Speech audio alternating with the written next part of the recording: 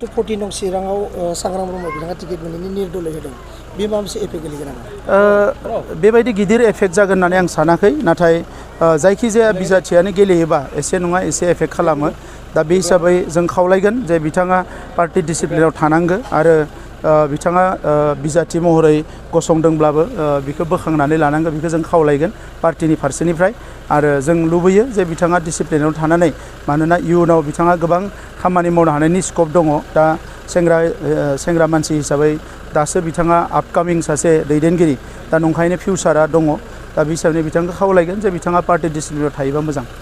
जिहेतु हाग्रामा महिलारि बिथाङा हेलिकप्टारजों केम्पेनिं खालामबाय थानायखौ जों नुनो मोन्दों मा फोरमायगोन? थिगानो दङ इलेक्सन केम्पिंखौथ' गुबुन गुबुन राहा गुबुन गुबुन लामाजों खालामो दा बिथाङा हेलिकप्टारजों खालामदों जोंबो खालामगासिनो दङ बायदिसिना गारिजोंबो खालामदों मालाबा हेलिकप्टारबो गाखोगोन स' बे बारा डिसकासननि मेटार नङा। बेसो मेटारा दा हा फाननानै बिथाङा हेलिकप्टारखौ जुदि सालायदोंब्ला माबायदि बबेनि हा मा हा बेखौ बिथाङासो फोरमायनांगोन जोंथ' मिथिया दा नंखायनो आं सानो जे इलेक्सन केम्पिंआव पार्टीफ्रा हेलिकप्टारबो लायो गारिजोंबो बेरायो बे बारा गिदिर इस्यु नङा होननानै आं सानो। इउपिपिएलआ बेसेबांसो मासि मोननानै देरहागोन होननानै फोरमायगोन? जोङो हारसिं सरकार दानो थाखाय जेसेनि मासि नांगौ बेनिख्रुइ बांसिन मासि मोनगोन बे रोखा। बिजेपिनि थासारिया माबायदि दं?